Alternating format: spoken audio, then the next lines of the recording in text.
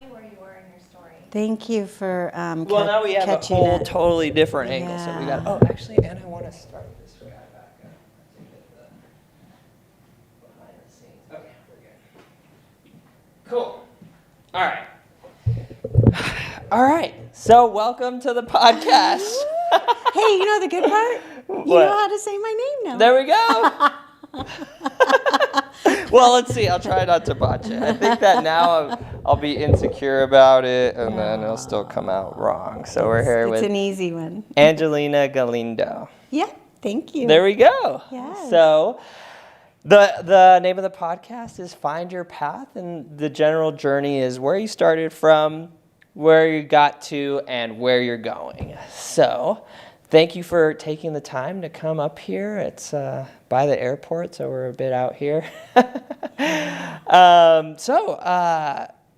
So you were born, and then what happened?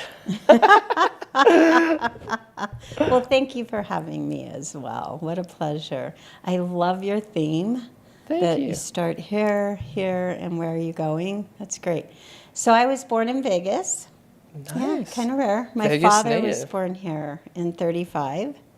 Wow. Yeah, and I have 2 adult children who are entrepreneurs and born in Vegas. Let's go. Now 4 grandbabies also born. So they're 4th generation. Wow, 4th generation Vegas babies. Yeah. So you've seen this town grow and develop and become what it is. And Yeah. where do you think it's going? It's like seems to be expanding at a very rapid rate. Oh, I agree. Absolutely. I think that what I've seen, because I spent 32 years in the real estate arena working at Chicago Title, what I've seen is it went from maybe specialized around gaming and maybe 15 families sort of running Vegas to now there's so many other industries that have come in. Like, look at the sports capital of the Right. world, right? Whoever thought about F1 or, Right. or you know, the NFL or the stadiums, or I mean, it just goes on. And it's been Right. beautiful to watch the expansion, Right. the diversity. And back in I don't know, even 10 or 20 years ago, like a busy night in Vegas was, like a big boxing fight or, one event. Now you could have a hockey game, a football game, and a fight all going on at the same time. It's insane. And you know who that appeals to are people that maybe, let's say California, right, 4 hours away, Arizona, is they can make a whole weekend out of it. Right. No longer are they just coming in for one event. Right. Right? Yeah. So, yeah. So back to the Angelina story. So you have a family, 4th generation Vegas natives. That's incredible. Yeah. So you mentioned you worked at Chicago Title. So Yes. how did that come about? So when I was young, I was 12, and my father was diagnosed with cancer. He was very young. I think he was 37. Oh, wow, that is very young. Yeah, it was a traumatic time for my mother, obviously, and then there were 4 children. I was the second oldest, and so I thought, high school's coming, and how can I contribute to the family? Right. And so I went to the job bank at Western High School. Little shout out. Western High School. I went to the job bank, and the classes that I had taken translated into the Chicago Title job. So that was like shorthand, typing, and fortunately I excelled at those. So I go to my first interview. My mom drives me because I didn't have a license. And I'll never forget, I sat down with who became a mentor, but at the time was frightening. I thought he was ancient. And he was smoking 2 cigarettes that were filterless Pall Malls, and there was tobacco in his teeth. Oh. It was just horrible. But he started asking me questions about my shorthand and typing and so forth. And then he said, "Are you going to go to college?" And I'm like, "Well, of course I'm going to go to college. I'm going to become a fighter pilot, right? I'm going to get a degree." And he goes, "Well, you can get out. We don't need you." No way. That's very brash. And he was very brash. And so I said, "Well, what do you mean?" And he said, "Well, if you give me 10 years, I will groom you into this position and you'll make more than doctors and lawyers, and you won't have the student debt. He was way ahead of his time. Right. So I stayed from the time I was 15 to 46. So Wow. 32 years I stayed Oh my in my goodness. first after-school job. Fortunately, I obviously had an innate gift around it. I was handling high net worth individuals in Las Vegas and large transactions such as the Sahara Hotel, the Golden Nugget, Mandalay Bay, Wow. the Rio. I'm trying to remember all of them. For 7 years, I worked on acquisition of the 215 when it was being built. Wow. I remember when the 215 came about. Thank God, right? Yeah.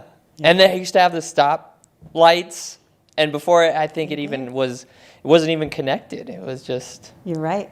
blocks. So Yeah. that's as far as back as I remember. Super interesting first career. Yeah. Yeah. So that turns out to be like a major blessing. You're able to spend a career there. And what were some of the biggest adversities you faced in that career? You know, I would definitely say being young. Because I started at 15, by the time I was 24, I was 10 years in. I was managing 40-year-olds. And I hope that this has changed today, but also being a young woman in a very male-dominated industry, there was definitely misogynistic behavior, you know? Yeah.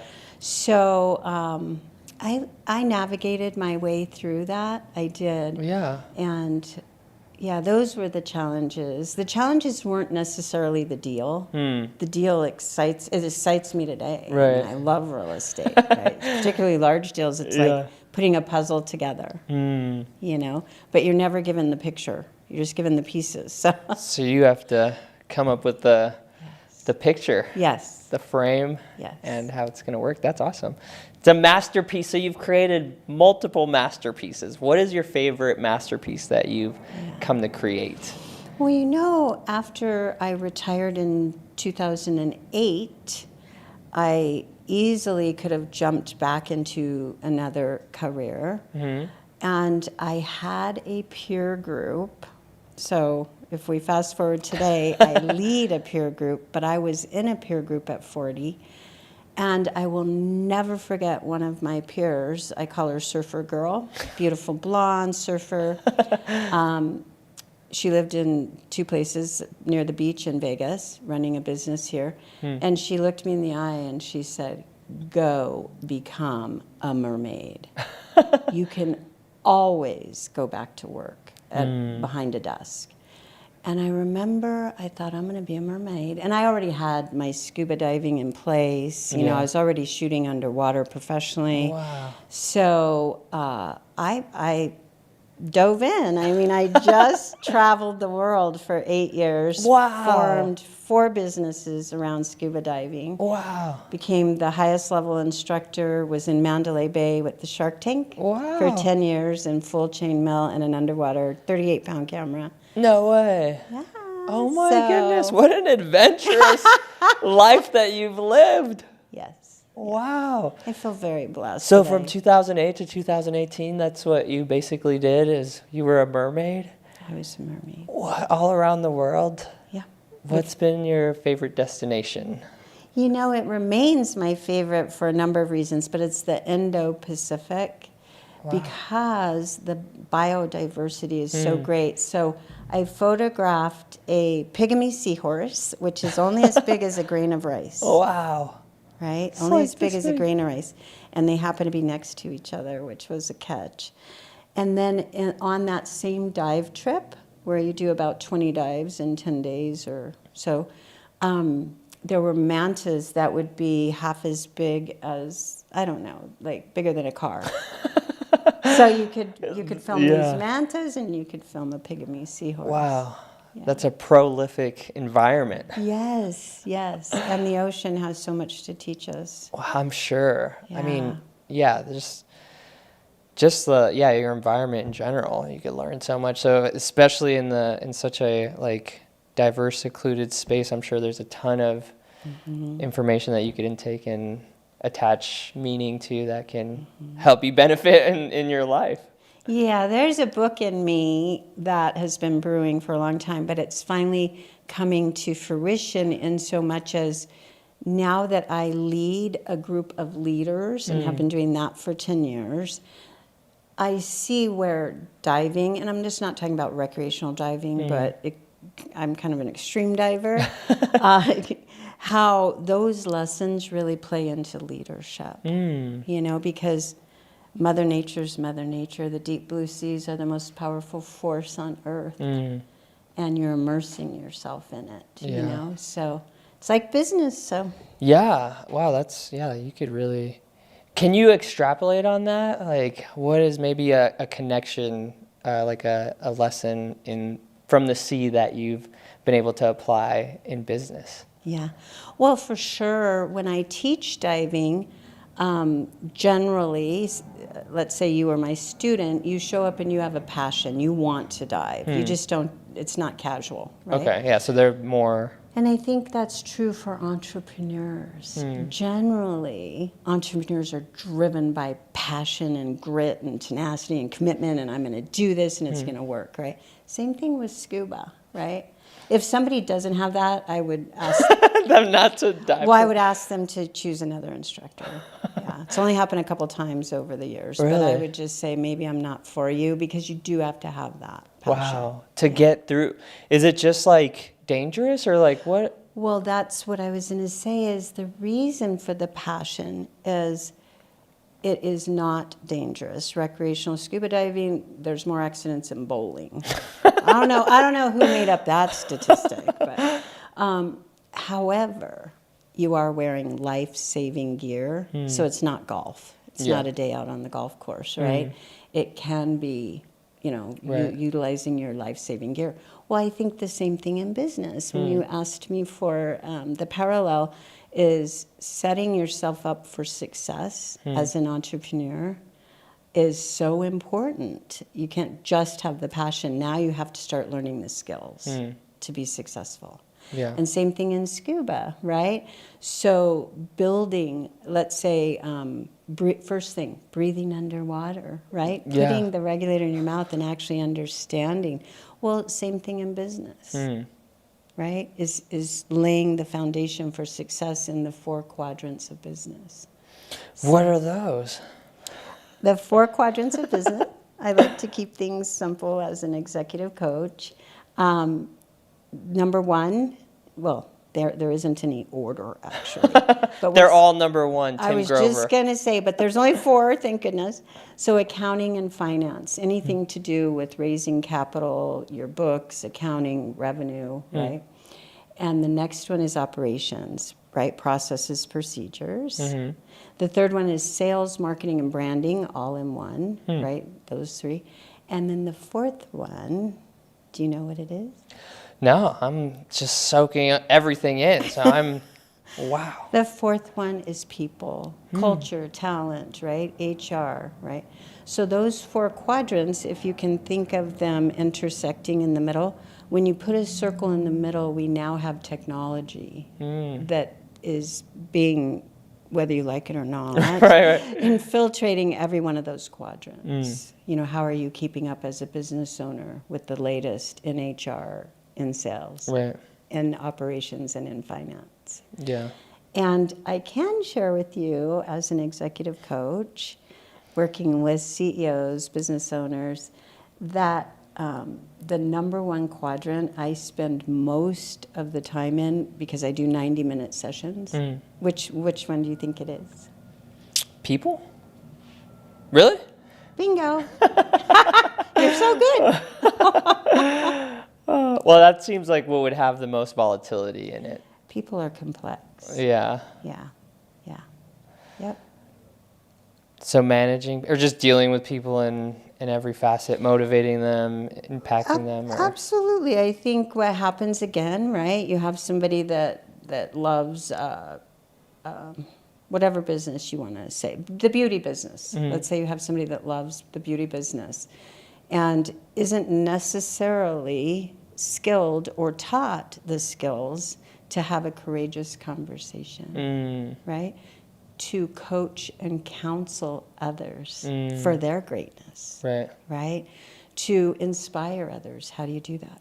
To make adjustments, corrections in behavior. How do you do that? You know? Right. So, yeah, sometimes I think that we aren't, unfortunately, as a society, given enough of those skills, even for raising kids. You said you have a little one. Yeah. I mean, for me, and I'm still like, growing and learning and developing each day, but books have been like the major like pillar that I lean on. So with children, it's like we read as much like as we can on the topic, and just like continuing to read and intake information has been like my biggest like thing that's helped me develop myself and people around me. Sure.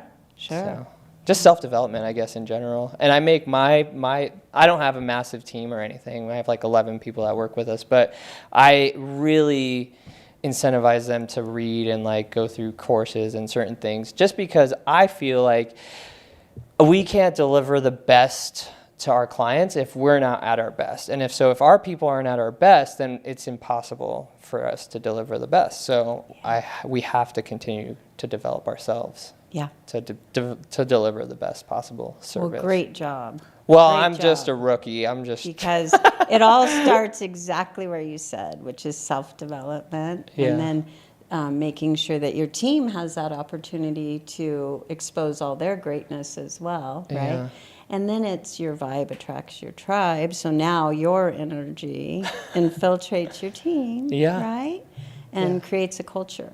Mandatory, 100%. So so we got off the road, we're way out on the deep end, but I love it.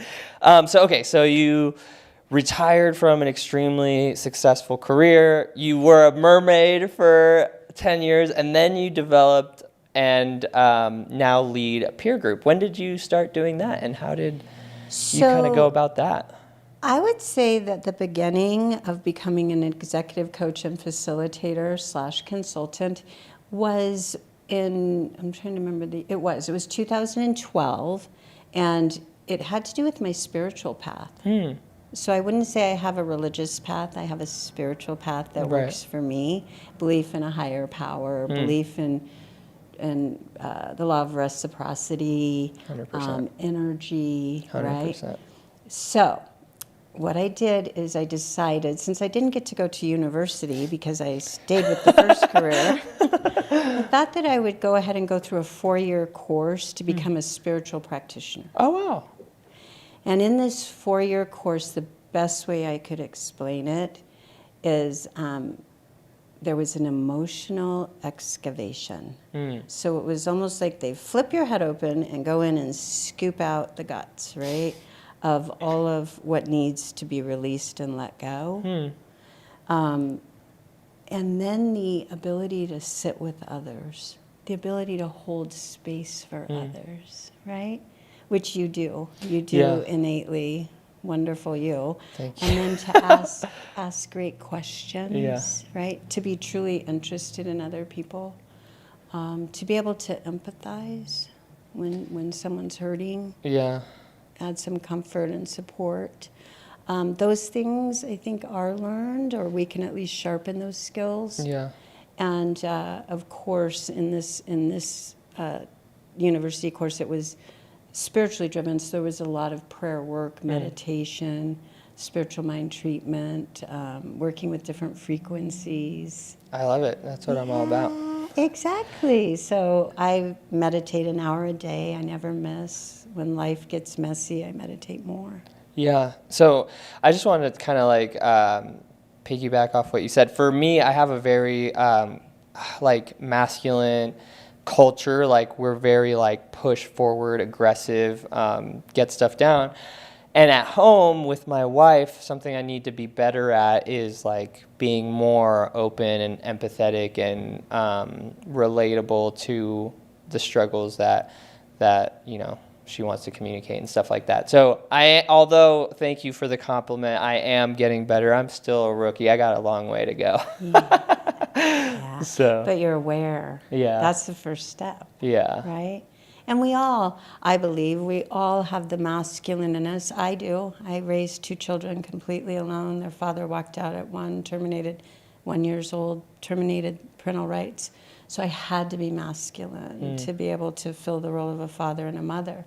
So we all have both energies in us, the masculine and the feminine. Right. And I think the power in an individual is when they know this and they're able to embrace both and seamlessly shift back and forth, you know? Right. So like you said, when you enter your home, probably more of the nurturing feminine side Right. is welcome, but I would imagine that masculine side is needed too, Yeah. you know? So I'll share a funny story with you.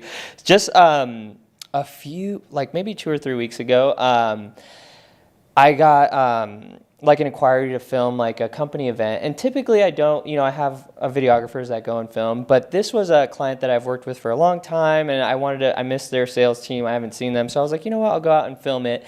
And while I'm there filming, I got into an altercation, like almost physical, like very aggressive, like 2 rams, like very lion energy. And I'm an aggressive, dominant male. So, and this guy is like huge. He's like 6'3" or 4. And I'm like, we're like going at it. And it was a silly misunderstanding, which I take full accountability for not setting their proper expectations.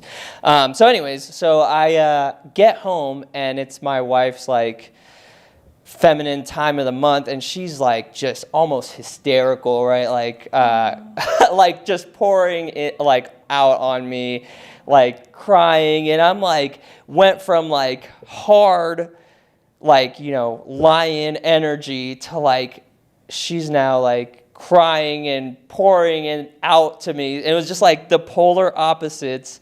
And she's like, why are you like a brick wall? Like, you're so, coming from like having almost that energy of trying to fight for my life.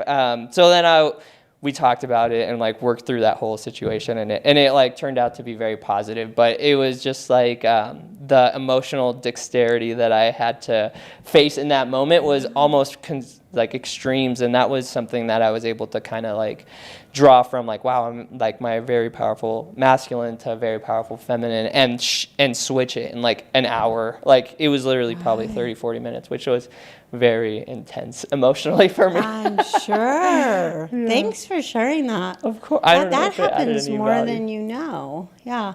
I mean, we're expected in our fast-paced world to do things like that, Right. Just use the gear shift and shift gears, like, right? Yeah.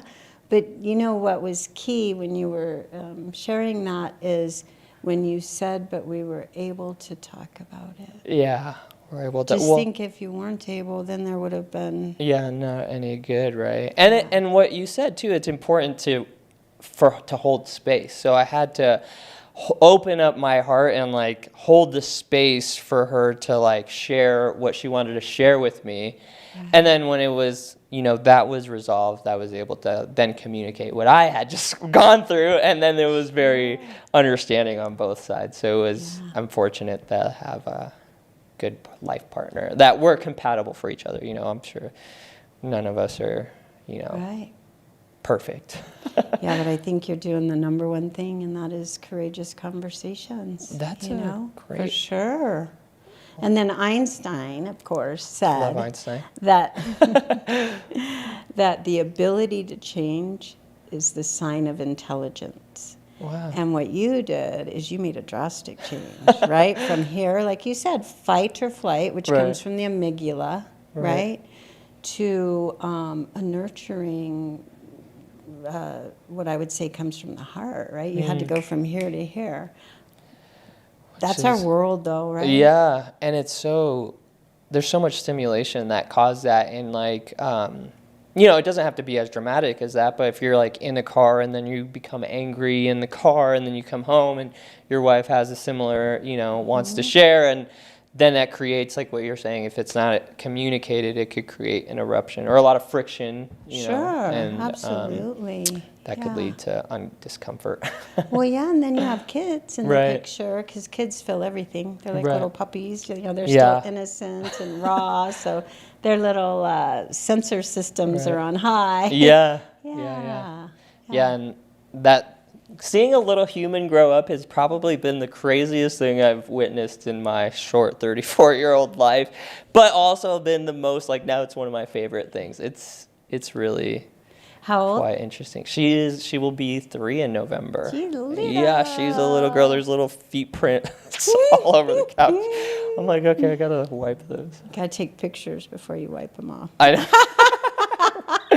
Oh, I know. You'll miss those, I promise. I know. I can't believe she's already 3. It's like a flash in a pan. Like, what happened? Isn't it? Yeah. Now, then they get as big as you. Oh, my goodness gracious. I was just going to say, and all of a sudden, they're 42 years old. Oh, my goodness gracious.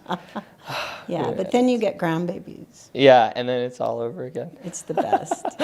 Oh, yeah, we're still trying to decide if we're going to have more children. I don't know. I was going to ask that, yeah. It's so, like, she's an entrepreneur and I'm an entrepreneur, and it's hard to balance, you know. It's actually became a huge blessing because I had to systemize my operations more to be able to be involved with her, because Judy, my wife, was a big part of the business before the baby, and then she completely walked away, so we had to replace her. And then not only that, now I needed to be replaced as well to be there for them. So then it was a very turbulent, like, first year, but thank goodness that happened, because I probably wouldn't have stepped into more of a leadership role than before. And so it was a huge blessing. So that being said, it's still, like, I'm fortunate and very grateful that I'm able to have a lot of time flexibility to spend with them. But then adding another child in the mix, I feel like is just going to demand more time. And I'm still very passionate and active in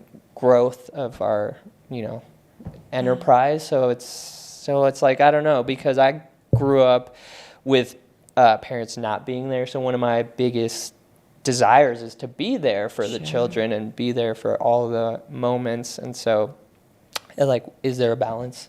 What is your advice? You're an executive coach. You know, I lived it. I lived what you're doing. And I did have 2 children, and I can tell you it's not more work. No? A second child, I think, creates, they become a little team. They play with each other. They nurture each other. They learn real life lessons from each other that maybe an only child wouldn't. Right. You know, you're already doing it. You're already doing it successfully. So adding one more, I'm not saying 4 more, but one more. One more, yeah. And you know, you'll be so grateful when they're grown and instrumental in your life and helping you, like my children, my adult children help me. Wow. And so, yeah, I'm a believer in more children. Not the only child syndrome. Yeah. No, I think, well, and my wife, like, we talk about it, but, you know, we still have all the bassinets and all this stuff. So I'm like, well, if we're not going to have another baby, what are we doing with this stuff? So I think there is a subconscious level that it'll happen eventually. Sure. I think we finally got to a place where she can do stuff. So now it's like going back, right? Go back around. Now you have a helper. Like, go get the diapers. Go hold your brother or sister while they're crying so that you can get stuff done. Yeah, that's true. Yeah, that's true. And I'm sure she would appreciate it too. We just had my brother-in-law just had a daughter, so now she's all excited about seeing her. She's in Japan, unfortunately, so we have to go.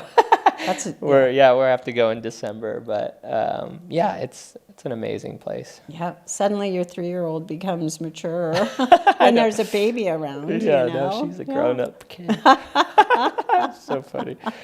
But okay, so you're an executive coach. What does the future look like? What are you excited about? What are you passionate about nowadays? What happened was I went through the spiritual pathway, right? And I thought I'll just go ahead and become a reverend, because I've just, again, dove into that. Whenever I do anything, it's about 1,000%. Yeah.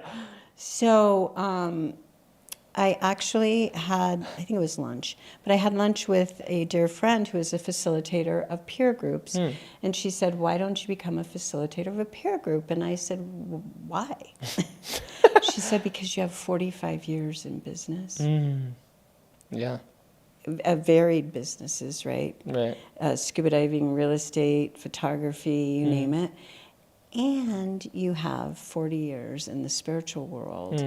And believe it or not, when you sit at a table with 16 CEOs, you're really sitting at a table with 16 human beings who are in about 3% of the population in the world that are responsible for themselves, their families, the business, their clients, all of their team, all of their team's families, all of the vendors. I mean, the influence is so large. Like we can literally, and we do this exercise periodically, we can literally go around the table and say, how many do you believe you're responsible for? And they'll say, like you did, I only have 11 team members. No, you don't. I would challenge that your impact and your influence is so large. Yeah, I was thinking that when you're saying it's like not only 16 people, you're influencing maybe potentially hundreds of people. Absolutely, absolutely. So I went ahead and took the challenge and created my own business and called it the CEO Tribe. So to qualify to be in the tribe, you're running a business, right? And have the desire to be challenged, held accountable, and we'll sit at a table, and it's a very confidential table without competitors, and share your wisdom, share your experience, and yet be open to doubling revenues, tripling revenues, working less instead of more. That's amazing. Yeah, and I think a lot of those things that, like, the reasons why people don't do that triple double revenue is that, like, the limiting beliefs that are deeply subconscious level that you aren't aware of until somebody can hold you accountable and kind of like see. And I mean, I have those conversations with my teams. Like my graphic designer, he wants to buy a house or whatever, and he's got some money saved up. But we work through it, and then he's like, "You're valid, everything you said." But, and then when you hear the but, that's the like the blockage, right? Like that's the energetic blockage that's preventing it. So like I could triple my revenues, but that means that there's that block, and like uncovering the blockages is probably a lot more helpful with a tribe. It is. It's one thing as an executive coach to spend time with you. Like I coached legal today. I had in the legal profession a 90-minute session, and it's one thing for me to be able to have those intimate conversations around business, health, and personal, and to be able to see what may be holding that person back, like you said, self-limiting beliefs.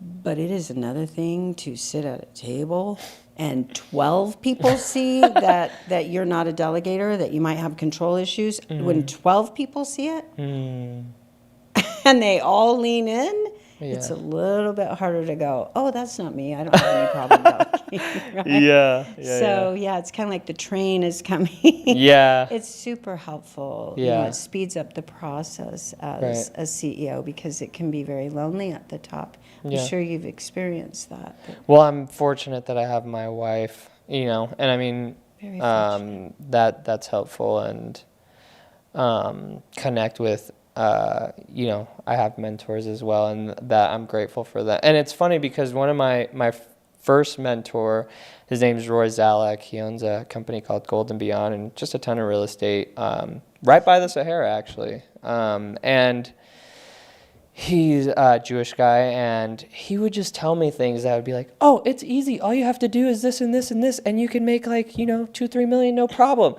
And in those days, I'd be like, you're nuts. Like, there's no way. And I'm very grateful for someone that like took the time to like push me and break my perception of reality and my paradigm in those times.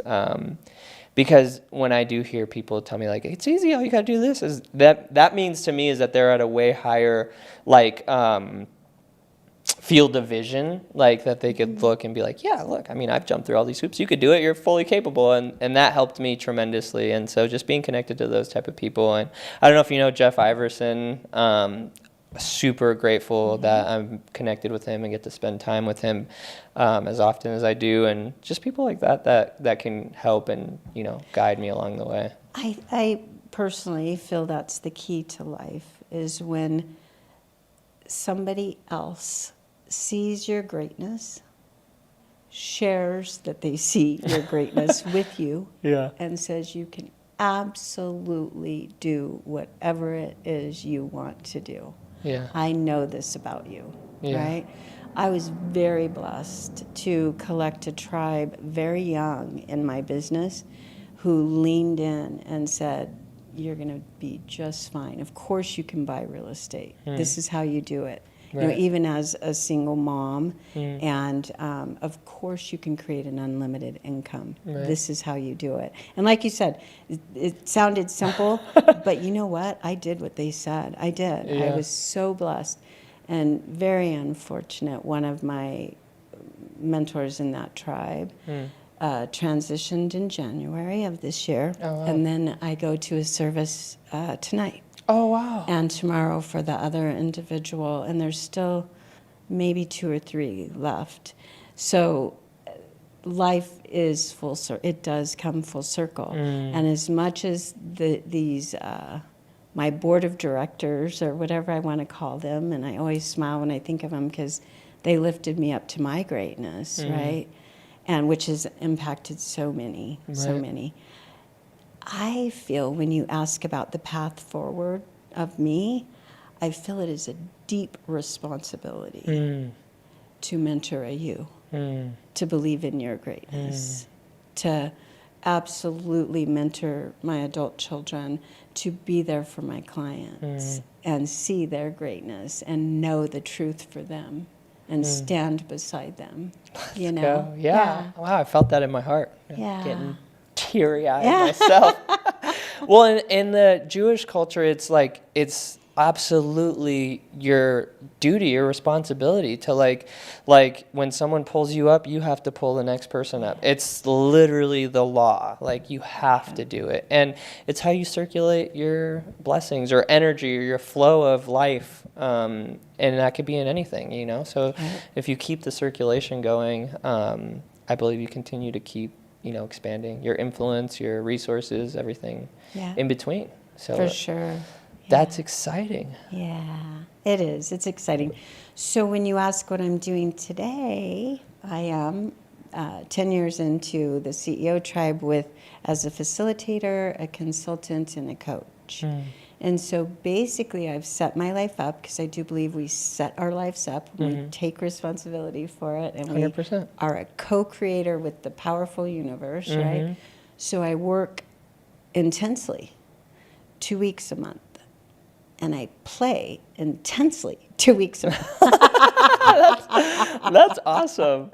Yeah. I mean, that's what life's all about, right? And I mean, I love that you said, like, you're a creator of your reality with the universe, and the universe has these, like, laws, like you're saying, law of reciprocity. I love that law, like law of gravity, law of attraction, law of everything else, and you could utilize those laws with, you know, infinite intelligence, whatever you want to call it, and completely 100% create anything you desire. Like, and I think for me, one of the biggest things that I focus on, like today even, is just using that as like a superpower. I think that as human beings, our purpose is to create, right? Like, we are creators. And so when you're living in your purpose and when you're creating, you're happy. And so, and I don't think that ever stops. You just create the next thing and the next thing, and then you continue to create. So with the universe, and that's why I'm so passionate about learning, like, the laws and the, you know, how the universe works, so that you can use it to create your reality and continue to keep expanding, so that you can help people and influence people and just make a positive impact in life, you know? So live a joyous life, right? Yeah. 100%. Yeah. No, So, you're spot on. Spot on. trying to become more powerful as a creator, so I could use it like a laser beam, like, pew, create that. Pew. Yeah, that's how I can tell you I've done that. I can give you a couple examples. These happen to be what I call tangible examples. Okay, there's many intangibles, but these are quick. And I was 30 years old, didn't come from money, only 30 years old, single mom, 15 years into my career, and I wanted a red Porsche. And I don't know why, I just did, right? Actually, I wasn't 30, I was 27. Wow. So I wanted a red Porsche, and I just thought, I'll get it. Yeah. I mean, it's just going to happen. Yeah, that's it. So I'm working away, typing, no computers. And I had a client walk in and said, "Do you know anybody that wants a red Porsche?" I swear to God, 1989. How fast between that 6 thought? months. It's 6 months in 6 the months. manifestation. I never looked at the cost of Porsches. I never went to a lot. I just knew it. I knew it. I knew everything about it, that I would be driving a red Porsche. In walks a client and says, "You know anybody who wants a red Porsche?" I go, "Me." And he goes, "Really?" And I go, "Yeah." And he said, "Well, I bought one for about $65,000 new off the lot, and it just really isn't working for me." And I remember thinking, 65,000? Are you kidding me? Right? Are you kidding me? Right? Yeah. But I didn't say anything. And he said, "Is it for you?" And I said, "Yes." He said, "Well, I'll sell it for $30,000. Do you want to come out and see it?" And I'm just like, yes, do I want to come? I manifested that, right? So I ran out there, and I did have a savings for half of it. And I remember giving him half, going to the credit union, borrowing the other half, and rolling up to my kids' school where they're 7 years old, 7 and 10, or whatever ages they were, in this red Porsche. Wow. And That's I remember amazing. thinking, the law of manifestation is real. Yeah. It is very real. Yeah. Yeah. So then, I think I was 32 or 34. I'd always wanted a beach house where the water hit the windows. Water hit the windows, beach house, right? So I saw myself there, and I can't even tell you, literally a client walked in and said, "I'm selling my beach house." And I said, "Really?" Does the water hit the window? That's what I said. And the water hit the window. And I bought his beach house. Oh my goodness. That's amazing. And it wasn't because I had a lot of money. This beach house was manufactured housing. The water hits the windows. There's only 90 of them. That's it. No more in California. And I kept that beach house 12 years, and it changed my life, all of my friends' life. You can imagine having a beach house at 34. Yeah. Like you have a million friends. Yeah. And all of my family's life. Wow. And the law of manifestation is real, and it Yeah. begins in the mind with the mindset. 100%. And I mean, just to go even deeper on that, like from what I've learned or, I've absorbed is your brain is a transmitter of frequencies, right? And so you have a thought and it's a transmission, and then that transmission aligns with what's in alignment vibrationally with that. So your client with the red Porsche. And then when the doors open, you just have to be willing to walk through it. Even if it's scary, just do it, because that's what you asked for. And it is scary. It is, right? Yeah. I'm not saying all this was like, woo, no, it's a roller coaster ride. You better hold on, and you better be bold, right? Yeah. And tenacity and grit and gratitude. Gratitude is a first. huge one, yeah. Yeah. I mean, like, this space was a freaking total, I wasn't supposed to have it, and then somehow it, like, landed in my life, and so, like, somehow I'm supposed to have this, and it allowed me to have this conversation with you, and I'm extremely grateful for that, because I think the value that you've provided for me is 100 million more X times than what I could provide for you. So I'm infinitely grateful for that. So, and I believe the opposite. That you filled my cup. You have filled my cup. Absolutely. I love seeing young people see the light. So young, right? That it starts with awareness and connection and relationship and gratitude and giving back. And so I read this book called The Gap and the Gain, and it talks about measuring versus the gain instead of the gap, and the gap is measuring versus an ideal. So like an ideal for me is like I wish I would have started self-development when I was like 18 years old, right? Like some of these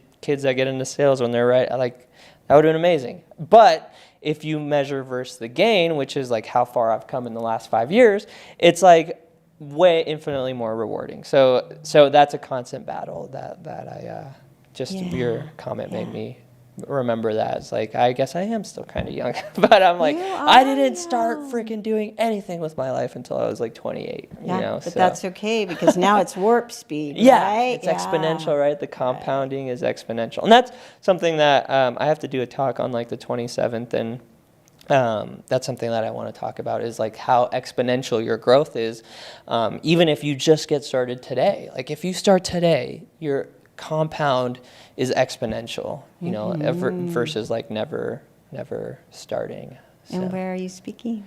It's for this, my friend has like a peer group.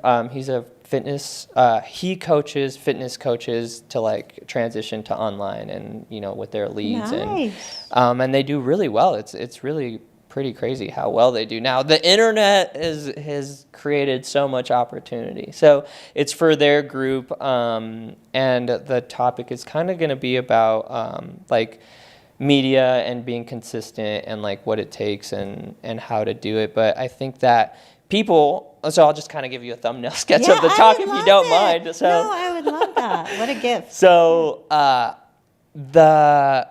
hold on, let me get it together. So book I read, Napoleon Hill, Outwitting the Devil. It talks about six fears that plague mankind, right? Like fear of poverty, fear of criticism, fear of ill health, fear of death, fear of, what are the other ones? Loss of love, and fear of rejection. Yeah. So the reason people don't put out content, if you peel all the layers back, is the fear of criticism. But it shows up in a million billion different ways. Like, oh, I need to get this camera. I need to do this. I need to get that. I need to, you know, all these things they need to do. But then if you go deeper, it's like, why do you need that? Oh, so that it looks good. Okay, so why do you need it to look good? Oh, so that it gets a good reaction. And so what if it doesn't? So what if you look stupid, right? And so what if your ex-girlfriend sees it? And all of those things, like all the layers down, come down to fear of criticism. So let's say they overcome that. Then they're like, okay, cool, I'm going to do it. So then the second thing that prevents them is they don't post it. They don't share it. But it's the same block. It's the fear of criticism. Sure. So like overcoming the fear of criticism is challenging. Like you do have to fair. Like, any top performer wasn't the top performer when they first started trying. So you have to, the only way to get better is through the repetition of it. So just to continue to practice and do it. And each time it's an experiment. Like, so when you put out a piece of content, if it does something abnormal, and people get hung up with like, oh, I'm only getting 300 views. Like, can you imagine a room with 300 people? Right. It's like so many people. So true. It's packed. So true. And if you do something that it gets 500, like, wow, you did something. So use that feedback and implement it and try it. And so just doing that over and over and over again is how you get to the, your desired outcome. And so overcoming that. And then number 2 is then just creating, or 3 is releasing the friction. So even if you overcome all these things, then you're like, oh, what am I going to talk about today? What type of content am I going to do? I still have to film it. So we call it content plan. Like a content plan is what we do with our clients. And so we do content sessions like this or however often a week. And you produce as much content as you can. So if you film for 2-3 hours, which is an excessive amount of content. Sure. It's a lot. Sure. So you're able to get your content edited and create a content plan. You write your captions, you get your 30 edits, 45, however many you can get. And then you have a plan so that when you go to post, you don't have to be like, well, what am I going to say today? You have something that's there. It's in a folder. It has all the captions. You have all your graphics. You have all your videos. And you just take it, you copy and you paste it, and then you're done. You did it for the day. So you have a strategy. So that's our system, the content plan system. So doing that by batch creating, batch captioning, batch everything, then you reduce the friction. So now you don't have to be thinking about it as often. You're like, oh, I have to post. And even if you go deeper, like, people have assistants, you just have them do it, or hire someone like us to do it, or Jessica to do it. And then, that's basically the whole system. So then I think it'll come to a conclusion like, I don't know. What do you suggest? So you want to become an educator in that space?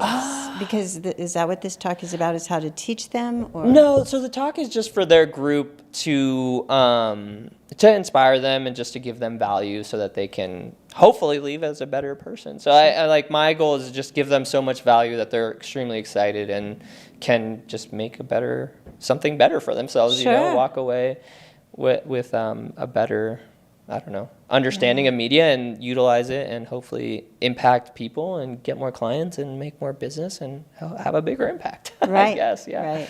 Yeah. And another thing. I'm just spitballing because before you came, I was like trying to record it and like trying to just brain dump everything that I wanted to put in it. Another thing I want to talk about is Atomic Habits, where he talks about. I do know about that book. Identity-based change. So you have to change your identity to become the type of person that puts out content that impacts hundreds of thousands of people online. So somehow I'll connect that, and then final pitch will be like, I have a podcast studio. You should come record your first free hour, and then you could use that to make your content plan. So that's how it'll conclude. Excellent. Yeah. And you know what you do? You have a gift because you're easy to listen to. You speak well. Oh, thank you. Yeah, you do. You are so kind, because maybe I'm very hard on myself, but I think that that's something I need to improve on. Yeah. But No, you do. You have a presence, and it translates, because I did. I was able to watch you on your social while I was driving. No, just kidding.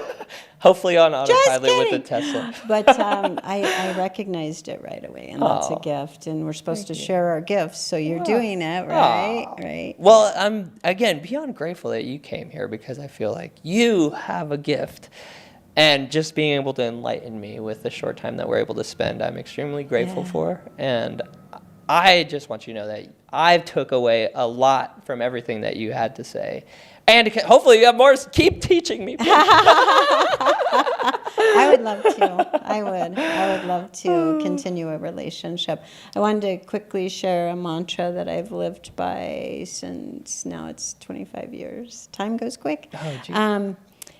When I was asked, I was running 4 businesses and asked to create a mission or vision statement for those, and I thought, I'm going to make this easy because I really love succinct and so I created one, and it works in every business, it works in life, and that is, I am here to create. Interesting that you said that we're here to create. I am here to create peaceful and powerful relationships. Everything else falls into place when that happens. I love that. Yeah. There's that reminded me, there's a saying in Hebrew, and it's like, I forget how it goes, but it translates to all we need is life. All we need is health and love, and the rest we can buy. So Exactly. Yeah. it's very similar, I Very think. And it's similar. very transcendental. Like it can be applicable to anything. When I taught scuba diving, right, I had to be peaceful. People were trusting me with their life, right? And it was a hugely powerful outcome, right? So even when I handled large transaction, they're trusting me with their money, and the outcome had to be powerful. You know, and in executive coaching, they're trusting me with their guts, their strategy, their what's come before in their lives. They usually confide. So again, peaceful, powerful relationships has guided my life. Peaceful, powerful relationships. I like the peaceful part, because I've heard the powerful, but creating peace and powerful relationships, then you could sleep well at night, opposed to having like a powerful relationship that keeps you up at night. And they really can be married. I think that in society we don't talk enough about being able to be joyous and unfortunately have a tragic event happen and be sad as well. Sometimes we think we have to be either or, but peaceful and powerful work together. And how would you say, how can you be in alignment with people that will bring you peace and power? Is there a method to screen people?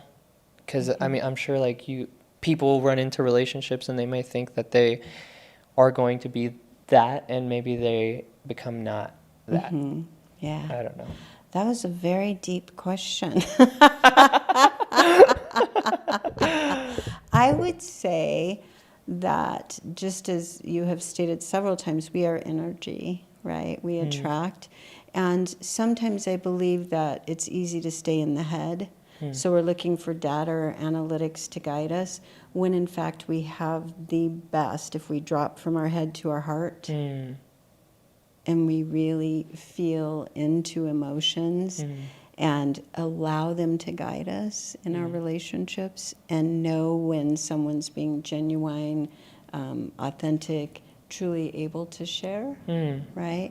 Versus maybe they are stuck where they are and aren't going to be the best thing in our life. And it's not that, because behavior's behavior. I believe everybody has a good soul. They've chosen certain behaviors. And when those behaviors don't work for me, I can love them from afar. Right? I can pray for the best for them, but they don't have to be in my daily sphere. That's the beauty. We get to create who we're surrounded with for the most part. And when we don't, then we can use tools in our tool belt to kind of love them from afar. Distance. Yeah, I love that. It reminded me, have you read Ask and It Is Given? Yes. Your emotional guidance system. Yeah. Yes, absolutely. Wow. Absolutely. I love that you are familiar with all the books because I use them as references, and a lot of people are like, "No, I'll read it," and then they don't read it. Right. Yeah. There's one you haven't mentioned yet that I love to recommend. Please. Called The Untethered Soul. I love that book. Oh, yay! Michael Singer, and he Michael has Singer. the other Surrender. Surrender is an amazing book. Yep.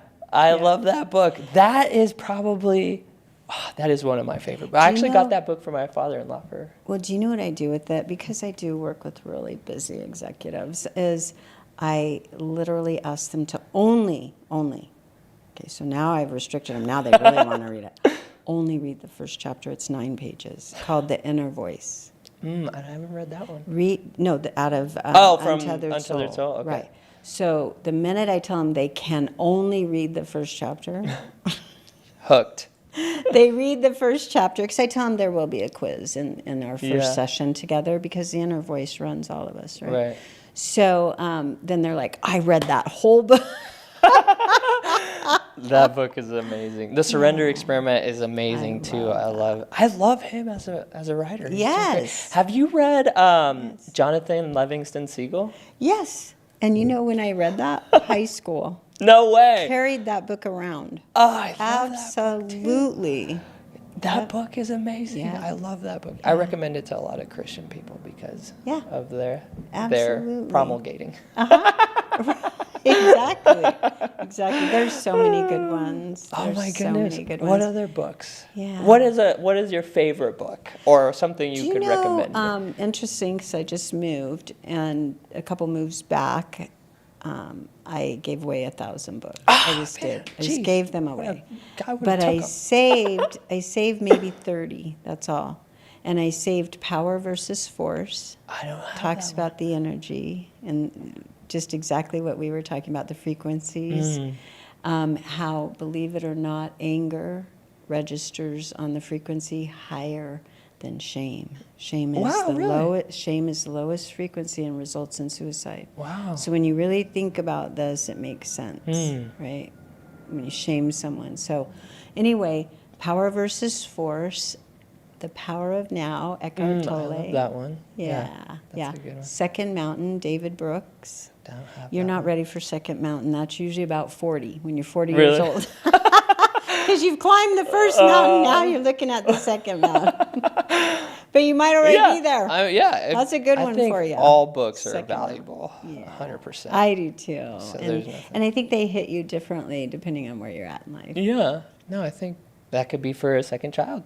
Yes, exactly. Yeah. One of the things I'm most proud of is my library. I have a vision of I don't have this house yet, but in this house, I'm just going to have like one of those libraries that are like floor to ceiling with the ladders, and you just like move it around. It's just like a reading den, and it's like very velvety, and like just all the books I've ever read, and I'll be like, this is my library. I don't know when I will have wonderful. that, You will but have it. yeah, I know I'll have it. Just I haven't read that many books yet. And when you have it, you must call me so that we can come hang over out, and I and will talk say, about- you manifested this big wall. I know. Yeah, I'm for gonna sure. I'm very grateful for that wall. Yeah. All right, hopefully it's like 2 walls. It's like this wall and that wall. And maybe a third wall. And you slide the ladder. Yeah, and you move it. And I'll be like, I have the book for that. Oh my goodness. Oh, what book are you currently reading? You know, I'm in a deep one, and it is The Myth of Normal. Have you heard of it? No. One of the foremost trauma doctors today is Gabor Mate, and it deals a lot with mental health and the trauma that for years we didn't speak of in our country, and now things are starting to unfold, and we're thinking, we're speaking about it. And fortunately, I think there is more awareness around mental health and how trauma affects us. And so The Myth of Normal, it is this thick. So that's a tough one. Yeah, some of those are hard to read, but those are extremely valuable too. And with books that are like that, I listen to the audio if I can, and also read it simultaneously, and that kind of helps me consume it better, especially the hard.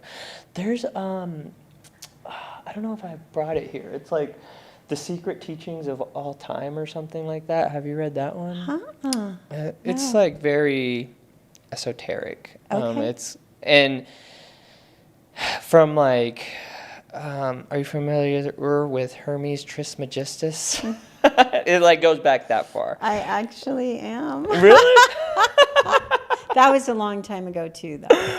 That was probably in my 20s. Really? Yeah. It's a very old book. Yeah. Well, Hermes, anyways, it's like, it's like The Secret Teachings of All Time. And it like is very, like, it talks about like channelings, like Ra and like Hermes and like all these different things. It's very, books like that one particularly, it's almost like coded. Like every other word I have to like dictionary. I'm like, okay, what does this mean? And so that one was hard to read. And it's very, I don't know, I probably wouldn't recommend it, but it's, I don't know, it's one of those esoteric thought expansion, I don't know, I guess if you wanted to read it. For sure. I was just going to say, I think that an avid reader is probably one of the most interesting people on the planet. Wow, really? When you meet somebody and they say, I'm an avid reader, I'm like, oh, I can't wait to talk to you. Because think about it, right? Yeah. I mean, it exposes us to things that we can go places. Right. I mean, we can go to, I'm trying to remember some of them, the Antarctic, where they remember the ship Shackleton, where the ship was wrecked and they started having to eat each other. I mean, where else could you go there? Right? I mean, it's just wild, right? Yeah. It is. So I have a routine or ritual or whatever. I read every night, typically for an hour. And instead of, I don't watch TV. My movie night is Friday night, so I get to watch TV Friday nights, and then sometimes if I'm like binging, I'll like go on to Saturday night. But Sunday night is when I have to get back to reading, and it's always like, when you break your habit or when you indulge and you're like, I don't want to go back to school or whatever, like that energy, right? I don't want to go back to doing this, such a drag. And then once I make myself sit down and I start reading, I'm like, oh, I love this. Why was I like, so hesitant about it? So I enjoy it. Practice. Yeah, good for you. It's like I said, it's that's what I lean on the most to expand my mind. And I didn't start adamantly reading until maybe 2018, which I wish I would have started sooner, right? But I still have my whole life to go. Well, yeah, and you have a little one that you can start reading with and to, and She loves books. Yeah, she loves books. Do you know there's a story that involves the two grown kids of mine now, Jessica and Josh, and we went to San Francisco on a trip, stayed at the W, very hip, cool place, right? And I think they were maybe 17-ish, 18-ish, so they weren't kids. And we went to Alcatraz, and I bought a book written by I think he's one of 3 people to escape. Wow. His name's Whitey, nickname. And on that trip, in a hotel room in San Francisco, 2 teenagers and I laid down, and I read out loud the first chapter, and then the next night, Jessica would read the next chapter, and then Josh would read the next chapter, and all of us remember that trip because of reading. I've taken him to San Francisco before, but because we laid together and read a book together. Wow. Yeah. That's incredible. So profound experiences await you with your daughter. Wow. Yeah, that's incredible. She loves books. We don't, I mean, we're big. We have one TV and it's in the living room and it's like a 32-inch TV from like 2013. It's like not what we do. So like, reading books is Good for you. Yeah. incredible. Mostly, I mean, my wife is the one that changed my life, honestly. So I wouldn't have, I love still film and production and movies and stuff of that nature, but she really is the one that is responsible for, I think, any level of success. I think all I had was tenacity and grit, and then she added the rest. And how long have you been together? Not long, like I think 6 years or going on 7, almost 7 years. Yeah. It's so good to hear. Yeah, so It's so good to hear about great relationships that raise each other up, right? Yeah. I mean, she forces me to continue to keep evolving because now she's like recently bought a course on like relationships, and now she's reading like relationships and stuff, and she's like, we need to improve our relationship. And I'm like, I think we're pretty good, but I guess we do. So now I'm like in the doghouse for no reason. Like just. Is it Gottman? John Gottman with the Love Lab? I think so. I think it's something, I don't remember. But, so she's really into that right now. And then this morning we're eating breakfast and she's like, so I've come to the conclusion the best thing for us is we're just going to have to stay together and be happy and be in love. And I was like, wow, that sounds like a great proposition. I didn't know you were considering other options. Really? What are the options? Yeah, I was like, so that was pretty funny. We had a good laugh about it. So, well, I mean, we could sit here forever. It's been a little over an hour. Yeah. So, anything else? Where can the people find you? How can we connect with you? Is it an open invitation to the CEO Tribe, or is it very exclusive? What are we? So the CEO Tribe is exclusive. Mm-hmm. However, it is for every business owner or CEO. So you don't have to own the business. You could be running the business as a CEO. We absolutely would extend an invitation to the right person, willing to accept change, challenge, learn, grow, really want to grow their business and themselves as a leader, both. Yeah. Ironically, you could only do the previous statement as long as you grow yourself. Right. Well, I can tell you, I sit with a business owner long enough. I can tell you what challenges they're experiencing in their business because it's the same challenges they're experiencing themselves, right? Have you ever sat with someone, they say, oh, I have this team and they're not accountable, they're not accountable. And it's like, well, are you? Yeah. Are you holding them accountable? Yeah, right? Are you holding yourself accountable? Right, exactly. Yeah. Yeah. So we have a strong social media presence, and it's under the CEO Tribe. And then my number is 702. Maybe you shouldn't disclose that? Or are you It's everywhere. Yeah? Okay. Go ahead. It's everywhere. Okay. Oh, in fact, AT&T will send me a note every once in a while and go, you're one of our oldest customers with your phone number. The original? I think it's 35 years I've had this number. Wow, share it. Okay, now to know so public. 702 493 4800. 4800. Yeah. And that's Angelina directly? That's me. Jeez Louise. Yes. I'm going to take note. I'll send you a text. Yes. Remember me? I will remember you for sure. And I would love to help anybody, actually. I feel I have that responsibility now that I've hit 62. Oh, you're young. You got a I long have way the to responsibility to give back, and I've always felt that, but give back in a executive coaching way. So, wow. Well, thank you so much for coming by. I'm eternally grateful and internally grateful. I like that. And we will catch you on the next episode. Yes. We'll have to meet again for sure. Thank you for your time and your gracious hospitality, and I believe in you. Thank you so much. For sure. Thank you. Aw. You did? Can we go over her plug one more time? Can you say your CEO Tribe again one more? I didn't want to say anything that disrupted the video. You guys are so fucking cute. That was really cool. Can you just say your Instagram and the website coming soon, or like or maybe emphasize how they get a hold of you if they want to join the tribe, because there are slots available. Yeah, for sure. Okay. Yeah. Whatever you think you should say. Is that okay? Yeah, Maybe 100%. Your team can chop it. Yeah.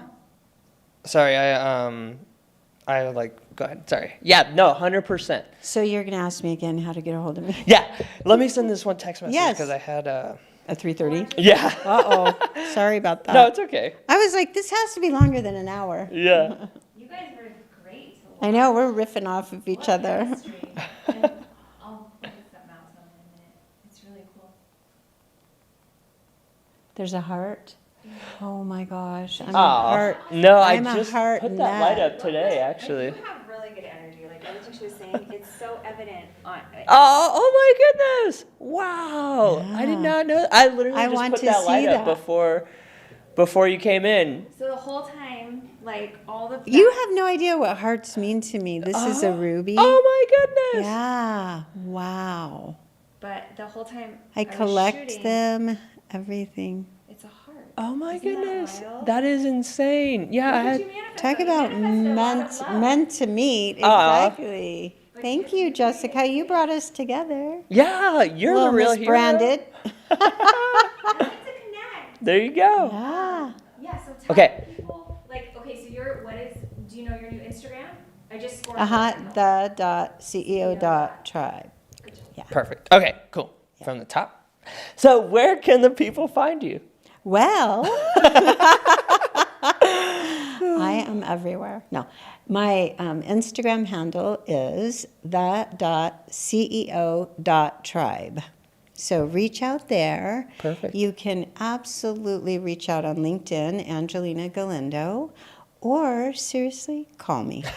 The number? Call me, text me, and we will definitely chat. And that is 702-493-4800. And I would love to hear from you and inspire you and stand by you in your greatness. Amazing. Thank you so much, Angelina. I appreciate you. Until next time. Until next time, and there will be one. 100%. Ooh, perfect. Amazing. Thank you. Oscar.